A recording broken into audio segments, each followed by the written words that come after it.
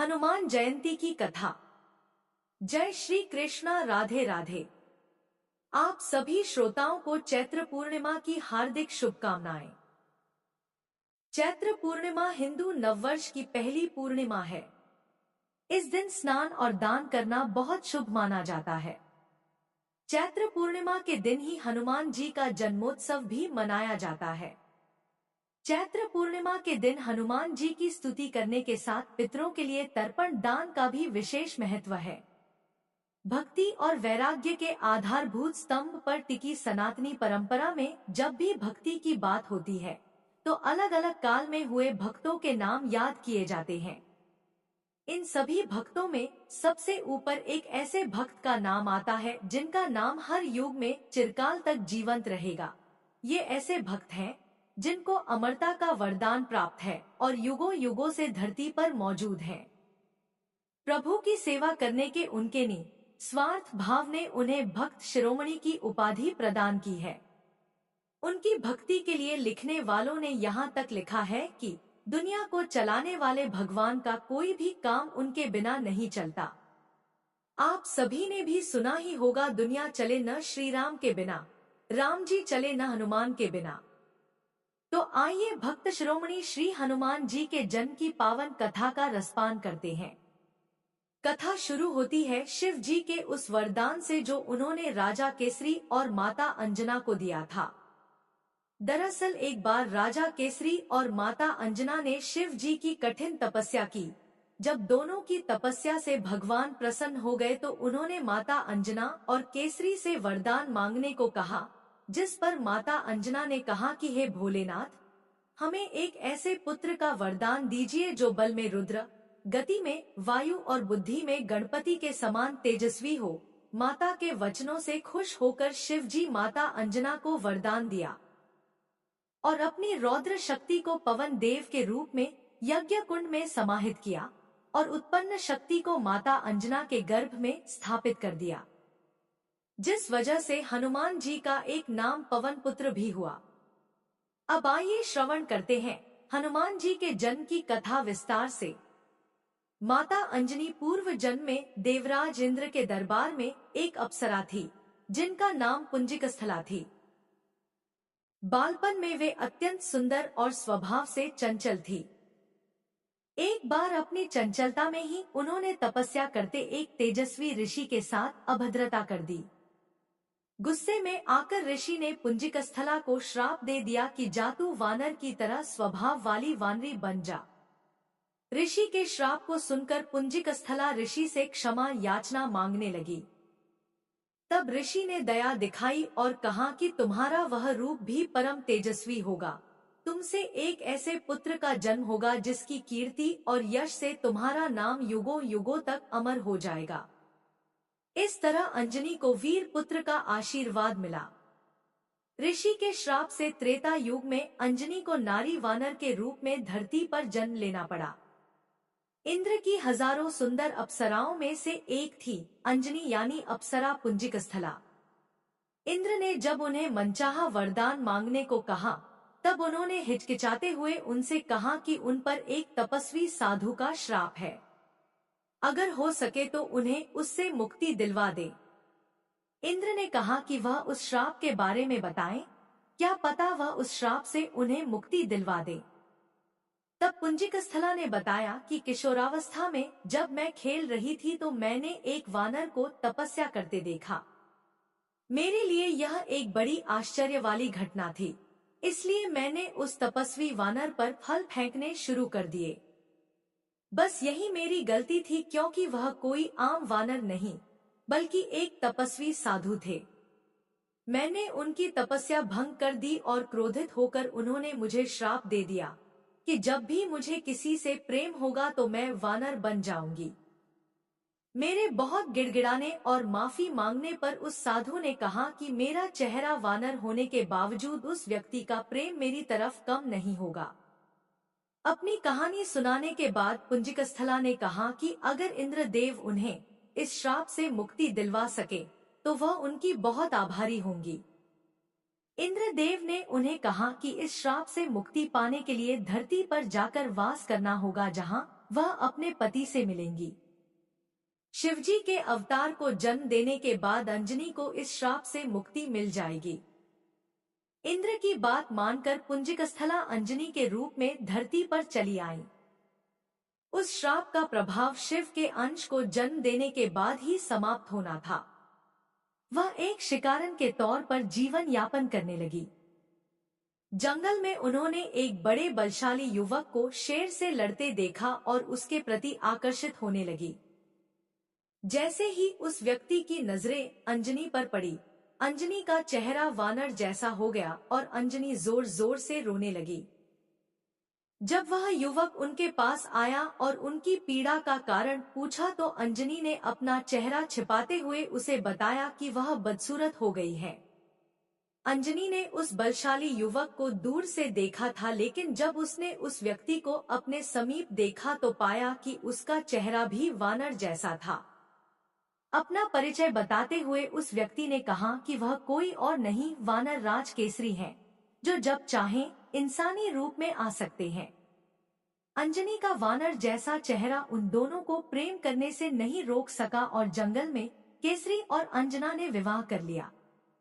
केसरी और अंजना ने विवाह कर लिया पर संतान सुख से वंचित थे। अंजना अपनी इस पीड़ा को लेकर मतंग ऋषि के पास गई। तब मतंग ऋषि ने उनसे कहा कि पंपा सरोवर के पूर्व में नरसिंह आश्रम है, उसकी दक्षिण दिशा में नारायण पर्वत पर स्वामी तीर्थ है। वहां जाकर उसमें स्नान करने के बाद 12 वर्ष तक तप एवं उपवास करने पर तुम्हें पुत्र सुख की प्राप्ति होगी। अंजना ने मतंग ऋषि एवं अपने पति केसरी से आज्ञा लेकर तप किया। 12 वर्ष तक केवल वायु पर ही जीवित रही। एक बार अंजना ने शुचि स्नान करके सुंदर वस्त्राभूषण धारण किए। तब वायु देवता ने अंजना की तपस्या से प्रसन्न होकर उस समय पवन देव ने उनके कान में प्रवेश कर उन्हें वरदान दिया कि तुम्हारे यहाँ सूर्य, अग्नि एवं सुवर्ण के समान तेजस्वी, वेद वेदांगों का मर्मज्ञ, विश्वंद्य महाबली पुत्र होगा। इस आशीर्वाद के बाद वे शिवजी की आराधना और तपस्या में लीन रहीं। तब प्रसन्न होकर शिवजी ने उन्हें वरदान मांगने को कहा।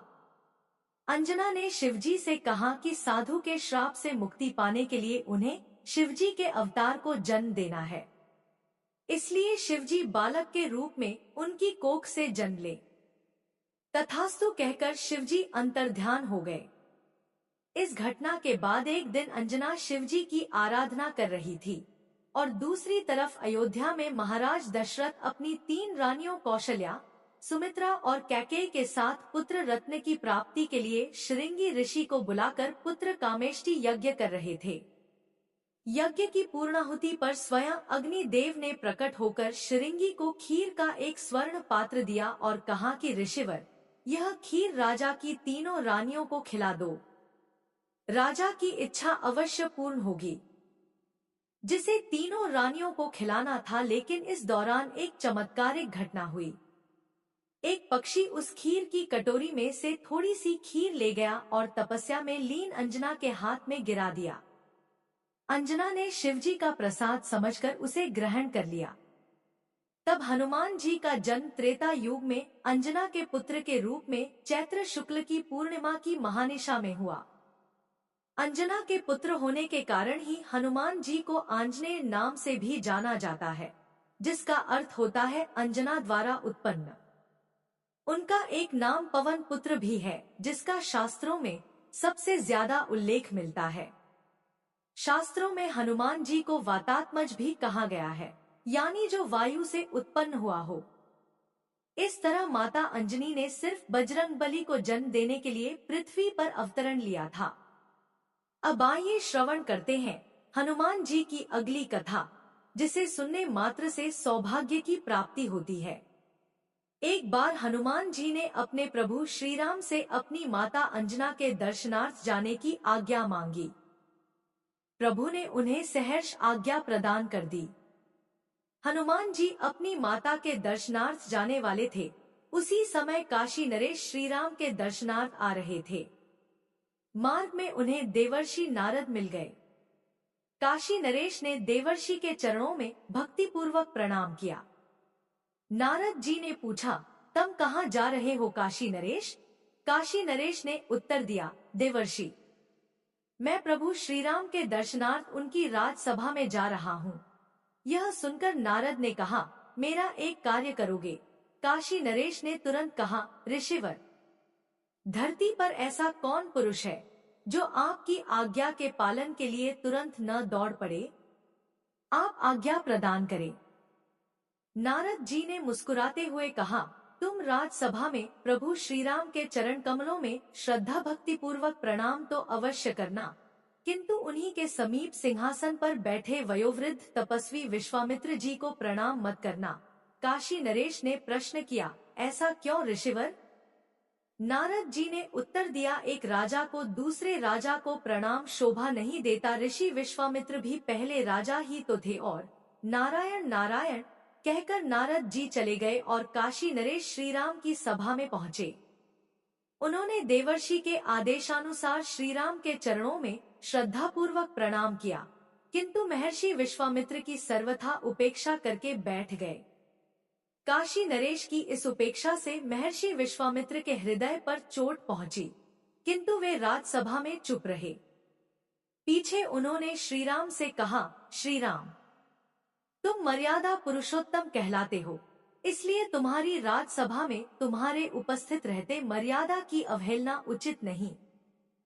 महर्षि विश्वामित्र की बात सुनकर प्रभु श्रीराम ने आश्चर्य से पूछा, गुरुदेव, मेरे रहते कब और कहां मर्यादा का उल्लंघन हुआ?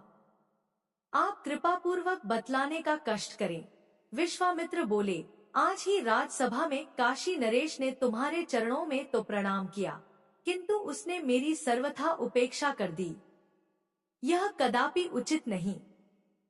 आपकी सभा में मेरा अपमान हुआ है। मेरी राजसभा में मेरे ही सम्मुख आपकी उपेक्षा, यह तो मेरा भयानक तिरस्कार है। उन्होंने प्रतिज्ञा की, आज सूर्यास्त से पहले ही मैं उस राजा को मृत्यु दंड दूंगा।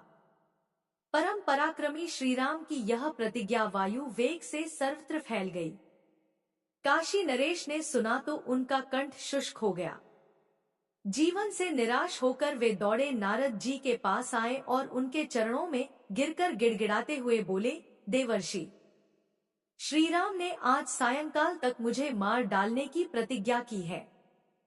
प्रतिज्ञा तो मैंने भी सुनी है। देवर्षि नारद ने उत्तर दिया, और श्रीराम की प्रतिज्ञा? सर्वविदित है कि रघुकुल रीत सदा चली आई, प्राण जाए पर वचन न जाए। काशी नरेश रो पड़े, बोले, देवर्षि, मैंने तो आपके आदेश का पालन किया था। जैसे भी हो आप मेरे प्राण बचाइए। नारद जी ने काशी नरेश को समझाते हुए कहा, आप चिंता न करें, मृत्यु तो निश्चित होती है, वह किसी प्रकार टलती नहीं। यदि भगवान श्रीराम के बाणों से प्राण पखेरु उड़ जाए तो निश्चय ही जीवन सफल हो जाए, किंतु तुम एक काम करो। नारद जी ने काशी नरेश से धीरे धीरे कहा, तुम हनुमान जी की माता अंजना के समीप जाकर उनके चरण पकड़ लो। जब वे चरण छुड़ाने लगे तब तुम अपनी रक्षा के लिए वचन ले लेना। जब तक वे 3 बार तुम्हारी रक्षा के वचन न दे दे तब तक तुम उनके चरण पकड़े रहना। बस तुम्हारा काम बन जाएगा। नारद जी की बात सुनकर काशी नरेश भागे भागे माता अंजना के यहाँ गए। माता अंजना बैठी हुई भगवान राम का जप कर रही थी। रोते करते काशीराज माता के चरणों पर गिर पड़े। उनके चरणों को पकड़कर उन्होंने कहा, माँ, मेरी रक्षा करो। आज सायंकाल तक एक राजा ने मुझे मारने की प्रतिज्ञा ली है। आपके अतिरिक्त मेरे प्राण और कोई नहीं बचा सकता। रक्षा करो मां, रक्षा करो। माता अंजना बोली, किसने और क्यों तुझे आज संध्या के पूर्व ही मार डालने का प्रण किया है? काशी नरेश बोले, माँ, तुम मेरी रक्षा का वचन दे दो, अन्यथा मैं अभी आपके चरणों में ही अपने प्राण त्याग दूंगा। वात्सल्यम्यो सरल जननी ने कहा, मैं तेरे प्राण की रक्षा का वचन देती हूँ। फूट फूट कर रोते हुए काशी नरेश ने अधीर होकर पुनः प्रार्थना की, माँ, मुझे संतोष नहीं हो रहा है। मेरे विश्वास के लिए यही बात 3 बार कह दो। मैं तेरी प्राण रक्षा का वचन देती हूँ। सर्वथा सरल दयामी जननी ने 3 बार कहते हुए कहा, अच्छा, अब तो बताओ तुम्हें मारने की प्रतिज्ञा किसने की है? काशी नरेश ने कहा, भगवान श्री राम ने। उन्होंने आज सायंकाल तक मेरे वध की प्रतिज्ञा की है। यह सुनकर माता अंजना चिंतित होकर बोली, श्री राम की प्रतिज्ञा कैसे अन्यथा हो सकती है? पर मैंने तुझे वचन दिया है। उसी समय हनुमान जी ने वहां पहुंचकर माता का चरण स्पर्श किया। आशीर्वाद देते हुए माता ने कहा, बेटा, तुम ठीक समय पर आए। अभी अभी मैं एक आवश्यक कार्य से चिंतित होकर तुम्हारा ही स्मरण कर रही थी। वह कार्य हो जाए तो मेरा मन हल्का हो जाए। हनुमान जी ने कहा, आज्ञा दीजिए माताजी, आपका कार्य करने के लिए तो मैं प्रतिक्षण प्रस्तुत हूँ। माता अंजना बोली, पर काम तो कठिन है बेटा, इस कारण मैं चिंतित हो गई हूँ।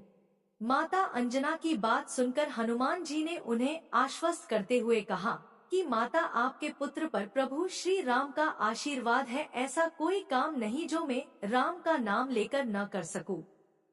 माता अंजना ने कहा, यह सब कुछ मैं जानती हूँ मेरे लाल, किंतु काम अत्यंत कठिन है, इसीलिए कहने में झिझक रही हूँ।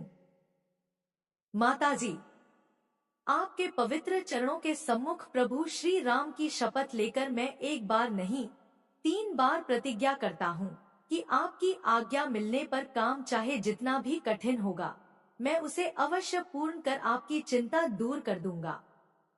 माता अंजना ने हनुमान जी के बल, पराक्रम और उनकी मातृभक्ति की प्रशंसा करते हुए कहा, बेटा, मुझे तुमसे यही आशा थी और ऐसा ही विश्वास था।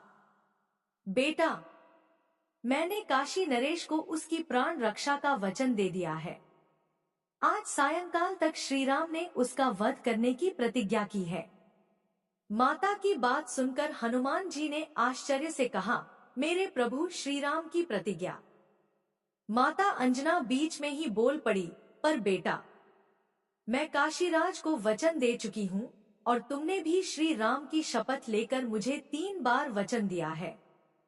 शरणागत की रक्षा धर्म है बेटा। हनुमान जी ने कहा, ठीक है माँ, मैं कुछ करता हूँ। यह कहकर हनुमान जी ने माता के चरणों में प्रणाम करके उनसे जाने की अनुमति मांगी। माता की आज्ञा प्राप्त होते ही हनुमान जी काशी नरेश के साथ अयोध्या पहुँचे। वहां उन्होंने काशी नरेश से कहा, राजन, तुम सकल कलुष नाशिनी परम पावनी सरयू में कमर तक जल में खड़े होकर अविराम राम राम का जप करते रहो। काशी नरेश ने पवन पुत्र के आदेश का पालन करना आरंभ किया और इधर हनुमान जी तुरंत श्री राम के समीप पहुँचे। वहां उन्होंने भगवान श्री राम के चरणों में प्रणाम कर उनके दोनों चरण पकड़कर कहा, स्वामी, आज मैं आपसे एक वर की याचना करना चाहता हूँ। यह कैसे संभव है कि हनुमान जी कभी कुछ मांगे और प्रभु अस्वीकार कर दें?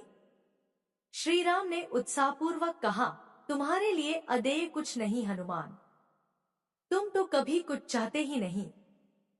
मैं तो सदा चाहता हूँ कि तुम मुझसे कुछ चाहो, कुछ मांगो, बोलो तुम क्या चाहते हो।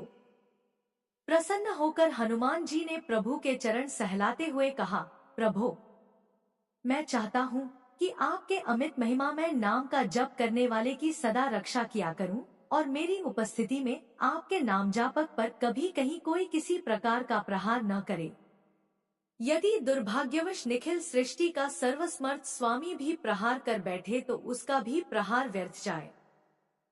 भगवान श्री राम ने तुरंत आशीर्वाद दिया, तुम नाम जापक की रक्षा करने में सर्वत्र सदा समर्थ होगे और तुम्हारी उपस्थिति में नाम जापक पर किया गया अमोघ प्रहार भी व्यर्थ सिद्ध होगा।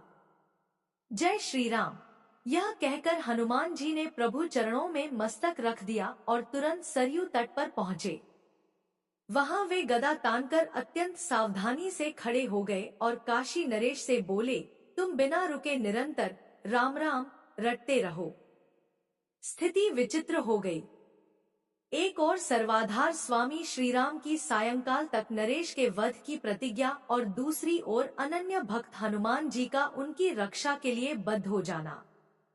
राजा सरयू जल में खड़े होकर प्राण भय से अनवरत रूप से राम नाम का जप कर रहे थे और वर प्राप्त हनुमान जी उनकी रक्षा के लिए गदा ताने खड़े थे।